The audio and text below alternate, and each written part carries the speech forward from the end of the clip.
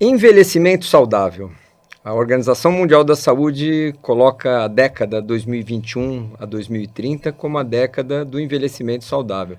Aqui no Brasil, o número de idosos cresceu 57% nos últimos 12 anos. Hoje somos mais de 22 milhões de brasileiros com mais de 60 anos de idade. Em 2050, estima-se que para cada 100 crianças de 0 a 14 anos, nós vamos ter 173 adultos com mais de 60 anos de idade. E para 2100, a expectativa é que esse contingente de mais de 60 anos seja de 40% da nossa população. Será que estamos envelhecendo bem? Esse é o nosso mais um episódio do R3K Médicos, no seu episódio Sua Saúde, Nossa Especialidade. Eu aqui com Rosana Richman, minha parceira, minha companheira de podcast, que temos a honra, o prazer, a satisfação, a alegria de estar hoje aqui com a doutora Maísa Kairala. Maísa Kairala é geriatra pela Unifesp, é representante da Sociedade Brasileira de Geriatria e Gerontologia na área de imunizações. Maísa, seja muito bem-vinda ao nosso podcast, é um prazer para nós, uma alegria estar conversando com você. Poxa, o prazer é todo meu, Renato, Rosana, vocês são meus amigos queridos e eu agradeço muito a honra de estar aqui. Eu vou deixar a Rosana dar as boas-vindas e já começar a sua primeira pergunta, Sim, Rosana. senhor.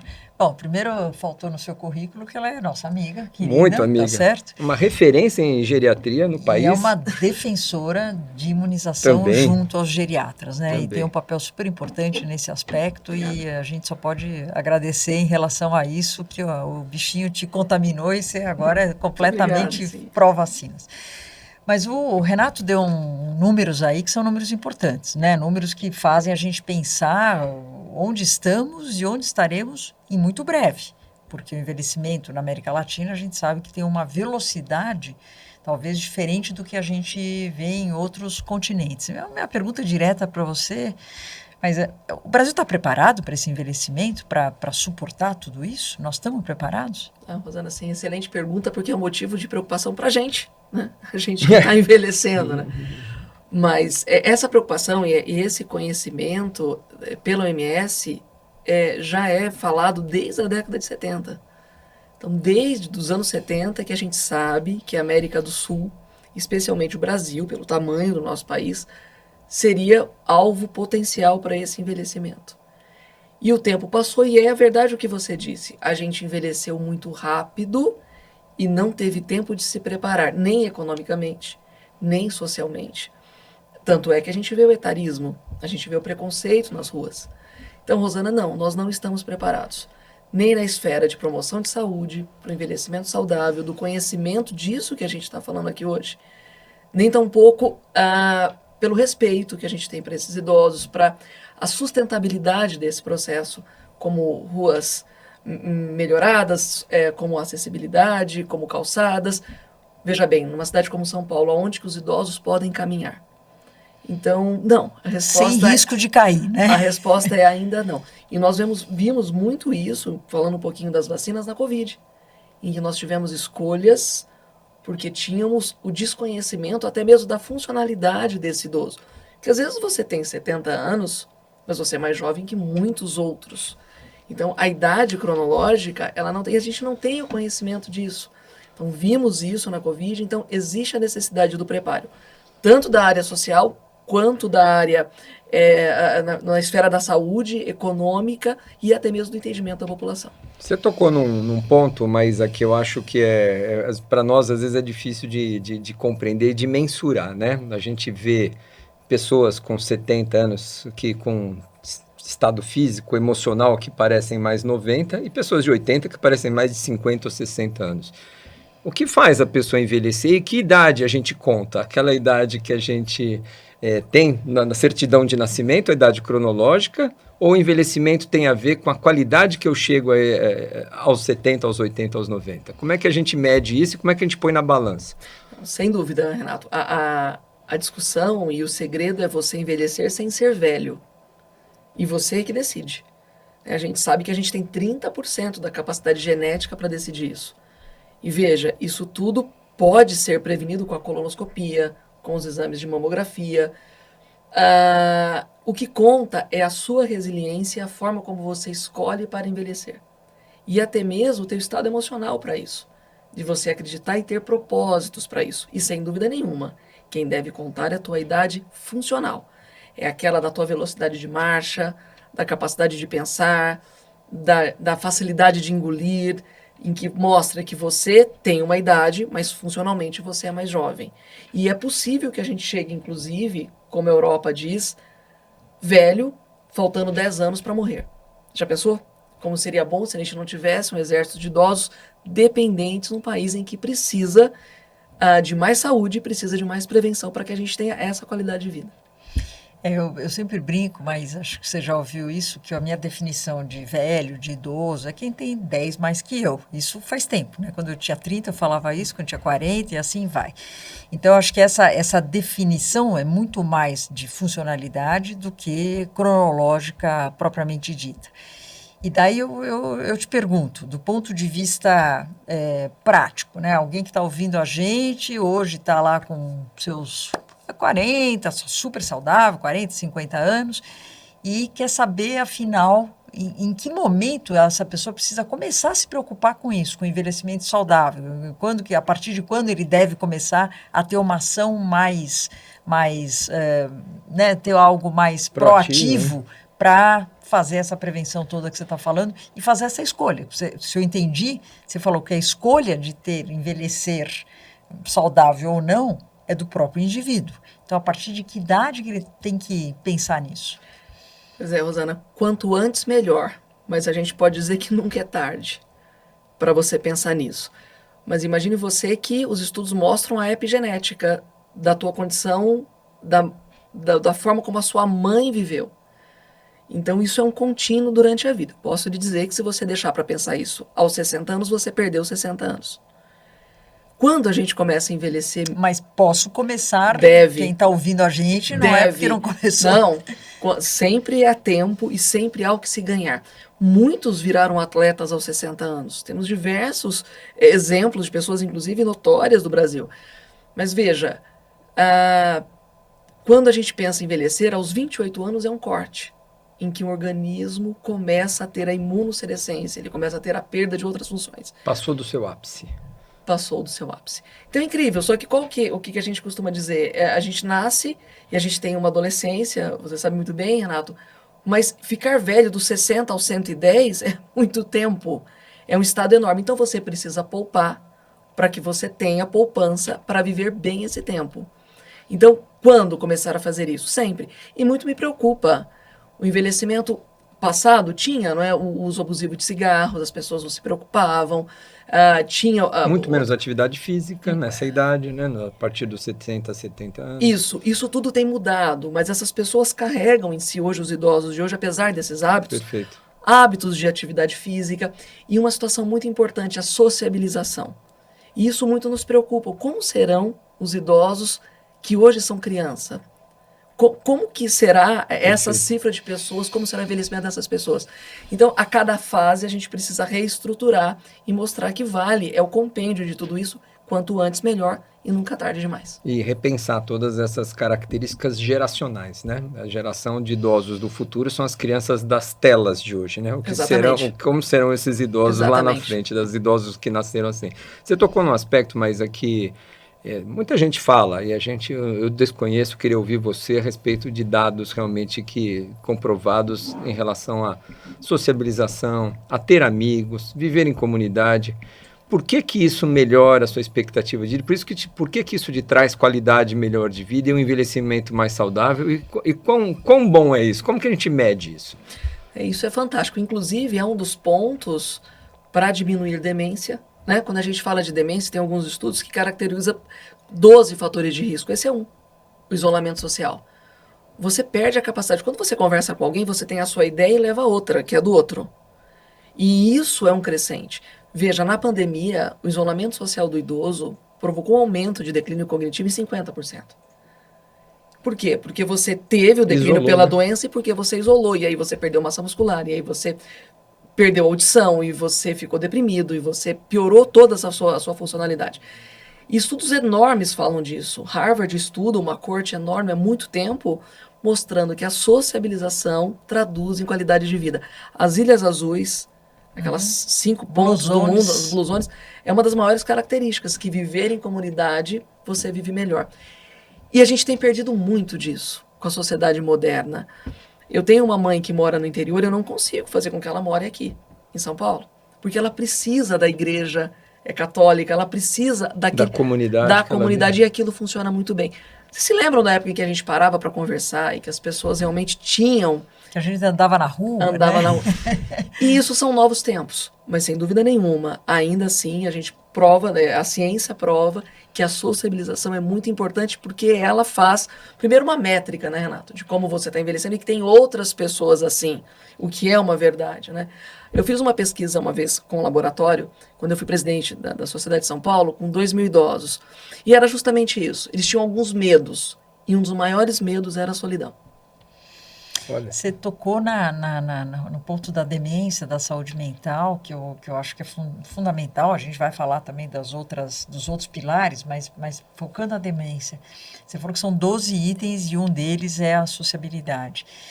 A parte farmacológica, eu estou querendo dizer assim, tem muita gente que toma... ou vitamina, ou alguma coisa, ou um sal mineral, ou sei lá, sempre tem alguma coisa na moda, fala, esse é o anti-aging, né? Ou seja, ele vai buscando coisas no sentido de você adiar esse seu envelhecimento para ter uma boa saúde, principalmente estou falando da parte cognitiva, etc. Isso tem embasamento científico? Que realmente isso vale? Que a gente ouve muita coisa em relação a isso como uma prevenção de demência. A resposta para essa pergunta nós vamos fazer daqui a pouquinho, Maísa, porque está todo mundo querendo saber como é que faz para prevenir o envelhecimento. Daqui a pouquinho a gente volta. Ok. Bom, voltando aqui para o nosso podcast, R3K Médicos, Sua Saúde, Nossa Especialidade, eu com o Renato Kifuri, e hoje com a nossa querida Maísa, onde eu parei perguntando, né, Maísa Carala, que é geriatra, sobre a prevenção de demência, mas no aspecto mais de sais, mais farmacológico, se alguma coisa realmente funciona. O que você tem para falar para a gente? Então, Rosana, puxa, infelizmente não tem. A ciência não mostra, nos dias atuais, né, em abril de 2024... antioxidantes... Nada. Não há como você frear o envelhecimento através de medicações. Inclusive, nós temos muitos efeitos colaterais disso, à procura desse rejuvenescimento fácil, eu diria. Então, não há, Rosana, e é uma grande preocupação, porque até parece... O Brasil, aliás, ele é voltado para o anti-envelhecimento, não é? É difícil da gente ver uma pessoa que acha legal estar mais velho. É um preconceito que a gente tem, é o etarismo aqui, né? Isso está nas televisões, isso está nas falas das pessoas. Mas, sem dúvida nenhuma, buscam medidas que não são verdadeiras pela ciência e que não traduzem benefício para o anti-envelhecimento. Eu tenho uma pergunta, as duas já vou fazer mais. Uma delas é num Brasil tão desigual quanto o nosso, onde a expectativa de vida na região sul do país é uma, na região norte e nordeste é outra, e completamente diferente. Isso tem a ver, obviamente, com qualidade, eu acho que desde a nutrição até a assistência que esses indivíduos vão ter depois de idosos. Quão longe nós estamos de que a gente olha para outros números na saúde, uma desigualdade em para qualquer ângulo que você olha da desigualdade do país, ela é gritante, né? Mas eu queria que você comentasse um pouco em relação ao envelhecimento. Uma outra pergunta que eu já queria, como pediatra, te fazer é se conviver com netos faz bem, né? Conviver com netos, muitos desses avós que têm a oportunidade de ficar com os netos, se isso ajuda e como isso ajuda. Bom, respondendo a tua primeira pergunta, é gritante mesmo, né? A gente tem uma média, por exemplo, de quem chega, quando que esse estado vai chegar aos 84 anos na sua expectativa de vida, né? A diferença é muito grande. O Rio Grande do Sul já chegou. Santa Catarina também. Chega ano que vem, mas muitos são daqui 10 anos, 12 anos. Então, essa é a diferença. E mesmo dentro desse nicho, Renato, existe muita diferença. Aqui em São Paulo mesmo. Aqui em São Paulo mesmo. E sem dúvida nenhuma, um dos grandes fatores que isso acontece é a prevenção, né? É a prevenção não só com a qualidade de vida que essa pessoa tem, mas até mesmo com medidas como exames preventivos, né? E a sua segunda pergunta é fantástico. Você sabe que eu tô com a minha mãe está aqui comigo, morando um tempo, já vai voltar para casa dela, como eu disse. Mas o que ela não consegue deixar são os meus 2 filhos. Então, essa intergeracionalidade, ela é fundamental. E é incrível a gente ter a cultura para essas crianças desse envelhecimento e tirar esses idosos dos aposentos. Né? Aposentado, você fica lá atrás. Levar à mesa, entender o envelhecimento, porque a nossa juventude é transitória, né? Na verdade, Sim. é um caminho que todos estamos. Mas é fundamental, Renato. Inclusive, é fundamental que as crianças estejam prevenidas quanto às doenças infecciosas, justamente por um contato mais sadio. Perfeito. Não, o envelhecimento saudável é um processo contínuo, tá certo? Então é algo que realmente eu acho que esse contato com as crianças, inclusive para as crianças é bom, né? Eu lembro dos meus pequenos com contato com os avós, como é o aprendizado deles, é bom para os dois lados, né? De vez para entender que um dia eles vão também envelhecer, etc. Então, mas eu queria que quem está ouvindo a gente deve estar falando, bom, afinal, então, o que eu faço? Né? Se você pudesse dar quais são os principais pilares, vamos dizer assim, para você ter um envelhecimento saudável, começando a hora que for, o quanto mais cedo melhor, como você falou. Sim. Pois é, e aí é que vem a graça disso, não tem segredo, né? Não tem mágica nesse processo, né? Então, Rosana, sem dúvida nenhuma, os fatores de risco são muito importantes, né? Que é o estilo de vida. É isso? Não. Seu estilo de vida. Estilo de vida. Então, a gente precisa, sim, se preocupar com obesidade, com os níveis pressóricos, com o colesterol, com as taxas de glicose, com o tabagismo, atividade física. Acho que a atividade física e a alimentação são as grandes métricas de um envelhecimento. Quando a gente fala de envelhecimento, a gente sabe que a pessoa que faz atividade física aos 60, ela tem 20 anos de diferença em relação a quem não faz. Quem chega aos 80 fazendo uma atividade física, ele tem idade funcional de 60. E quem não faz nada aos 60 tem idade de 80. 2 décadas é um absurdo quando a gente pensa em envelhecimento. Então, isso sem dúvida nenhuma, isso é um grande fator. O que a gente tem perdido ao longo do tempo pela nossa cultura de práticas de alimentação, como você disse agora, das telas, o que é muito importante. Uma outra situação muito importante para a gente envelhecer, sem falar de exames, sem falar de outras situações, é a fé. Todos os estudos mostram a fé. A fé em qualquer coisa, mas que você tenha, sabe, esse respiro para esse envelhecimento, essa calma, esse entendimento, que cada um tem o seu. E o propósito, que é a vontade de você fazer alguma coisa, mesmo mais velho. Motivação. Eu lembro que uma vez eu até vi alguém falando das Blue Zones, e o propósito, ela até deu exemplo, o propósito era na segunda-feira saber o que ia servir no domingo no almoço da família. Quer dizer, o propósito dela não precisa ser um propósito de vida muito grande, não. É ter algo pela frente. Bom, eu preciso saber o que eu vou fazer, o cardápio do domingo. Pronto, exatamente. Isto é um propósito que você está fazendo para a sua família e vai estar junto com eles. Estar vivo. Então, às vezes, porque quem ouve falar, então eu preciso ter uma... Não, plano é uma coisa pequena, né? Mas você tem que ter essa crença, essa fé, esse estímulo para ir para frente. E você precisa desse preparo, porque você precisa entender que você nasce dependente e você morre dependente. É isso. E é isso. É isso. Tem que aceitar. Mas você foi um dia um grande presidente de empresa, sim. Mas você envelheceu.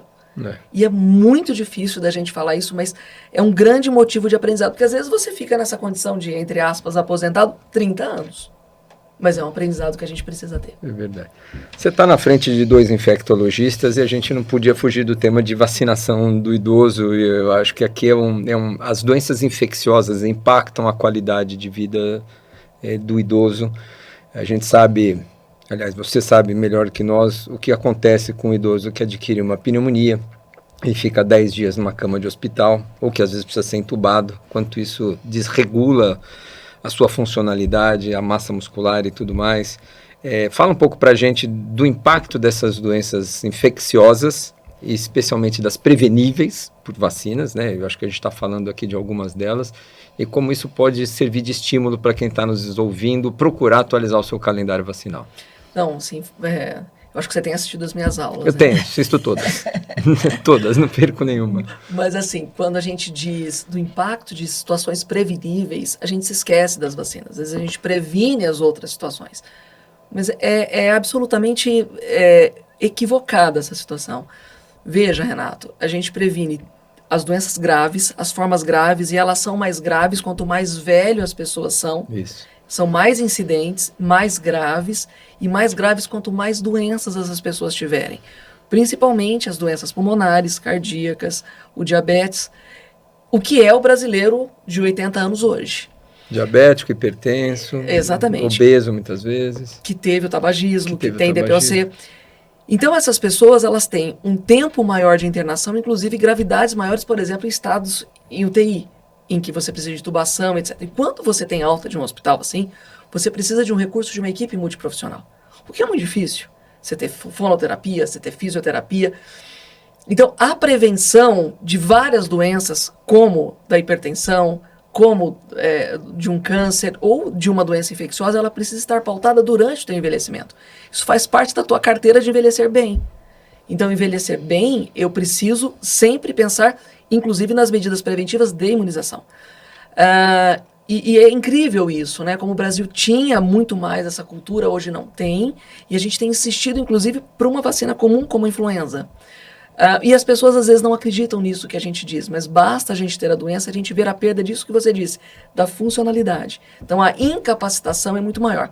E o que é interessante as pessoas saberem é que você tem um grau de incapacidade. Quando você tem uma doença que é prevenível, você perde muito essa funcionalidade, você fica mais dependente, como capacidade de andar, como capacidade de deglutir, capacidade de pensar. E nem sempre você restabelece a condição prévia. Ou seja, você dá muitos passos para trás e para voltar para onde você estava, às vezes é muito difícil. Muitos meses e às vezes você não volta.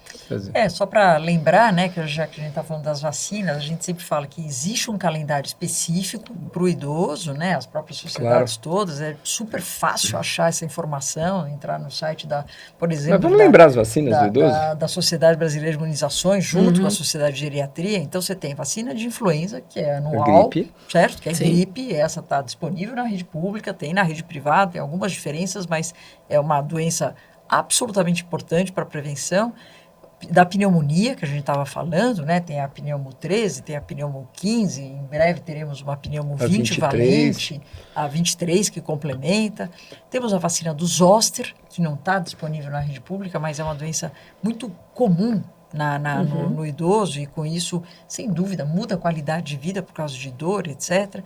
A gente sempre tem que lembrar, eu sempre falo de tétano, porque com a idade a gente acaba tendo, felizmente, mais tempo para fazer outras coisas, hobbies, e às vezes trabalhos manuais, jardinagem. Então, tétano a cada 10 anos, uma dose, isso precisa estar em dia. Vírus sincicial respiratório. Vírus sincicial respiratório, que é uma vacina que está entrando agora, uma vacina importante para quem já tem, em especial para quem já tem uma doença pulmonar, cardíaca, diabética, ou seja, é mais um vírus respiratório que a gente vai conseguir prevenir. E Covid, lógico, né? Óbvio. E Covid para completar o calendário. Então, quem está nos assistindo aí, fala com o teu médico. Se não for a Maísa, seu geriatra, cobra lá do seu geriatra, porque a gente tem um calendário de vacina bastante robusto, com muitas vacinas disponíveis. E como a gente comentou, muitas dessas doenças que vão impactar a sua qualidade de vida, preveníveis através da vacinação, né? Mas a gente está, acho que já encaminhando para o final, mas é uma pergunta até... Eu fiz meu doutorado, vivi alguns anos na Europa, na Alemanha, e lá era muito comum, é quase rotina, chega uma certa idade, o idoso vai para uma casa de idosos com outros idosos e tem uma vida muito boa. Não tinha nenhum preconceito em relação a isso, era quase uma coisa natural para eles, né? E viviam bem, porque tinham estrutura, etc. Aqui, eu acho que a gente ainda tem muito preconceito com isso, os filhos que decidem fazer isso. Tem alguma coisa, do ponto de vista de ciência, falando que tem alguma diferença ou algum benefício de você optar por deixar um idoso dentro de casa com toda a infraestrutura ou, do ponto de vista instituição de longa permanência, onde eventualmente ele possa até ter mais estímulo do que ele teria na casa dele? Existe alguma coisa de ciência por trás disso? Excelente pergunta. É engraçado, né? O que leva hoje a uma família institucionalizar, e a gente fala isso hoje em instituição de longa permanência, é quando os cuidados falem. Você não consegue mais ter o cuidado, seja porque você não tem quem cuida, seja porque não tem quem administre, ou pelo valor desses cuidados. Então você institucionaliza. O que acontece, Rosana, é que são todos privados. E não são baratos. Então a gente não tem acessibilidade para... É restrito a uma classe. Ou seja, é muito restrito. Então não é fácil de você ter uma situação comum. Mas não há... Se você conseguir fazer esse estímulo em casa, se você for presente e ter a condição de estruturá-lo em casa, Não há benefício de você levá-lo, não é isso. Há sim quando você não consegue esse cuidado, porque não é uma situação fácil. Às vezes você monta uma empresa em casa e é muito difícil de administrar. A gente fala que essa é a geração da nossa idade, a geração sanduíche, porque ela está justamente no meio daqueles pais que continuam vivos, envelhecendo, e os filhos adolescentes que não vão embora. Então você está cuidando dos seus filhos e ainda dos seus pais. Então sobra pouco tempo para os maduros de hoje em dia ter o seu tempo e a sua vida. Então isso é uma dinâmica que cada família, e obviamente muito em função do recurso, vai optar por uma estratégia ou outra. Mas você disse bem, acho que o que não pode é não ter o cuidado. A falência do cuidado é o que vai piorar qualquer situação, né? Bom, eu acho que nós estamos chegando ao fim desse bate-papo super gostoso. Eu outro dia ouvi uma pergunta que fizeram, meio provocativa, mas eu acho que eu deixo aqui essa pergunta para todo mundo que está ouvindo a gente, é que nós estamos tendo a oportunidade, e não o problema, de viver mais anos. E cada um de nós tem que pensar o que nós vamos fazer com esses anos a mais que nós estamos ganhando, graças à melhoria de vacinação, de tudo que você já comentou. Então, acho que essa fica como uma pergunta importante no sentido de cada um pensar. E a Maísa falou uma frase que eu gosto muito, acho que é do Arnaldo Antunes, que não há nada mais moderno do que envelhecer. Não há nada mais moderno. E o Marco Túlio, né, aquele historiador, aquele antes de Cristo, ele dizia: ninguém é tão velho que não possa viver mais um ano. Gosto dessa também. Hoje eu diria mais 20 anos. Isso aí. Então, na verdade, a gente está na estrada, Rosana. Todos vão chegar, mas como a gente não sabe, depende da gente. Muito bom.